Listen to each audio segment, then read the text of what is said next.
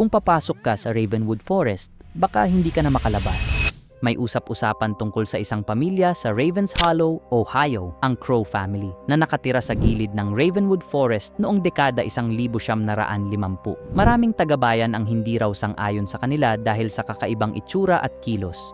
Isang gabi, sinunog daw ng ilan ang kanilang bahay para alisin ang sinasabing sumpa. Nakaligtas raw ang pamilya at naglaho sa kagubatan. Galit at may puot ang damdamin. Mula noon, kumalat ang balita na may mga taong nawawala sa paligid ng gubat, mga hiker, manlalakbay at tagabayan. Sinasabing ang Crow family ay nagtatago at nagbabantay sa kagubatan bilang paghihiganti.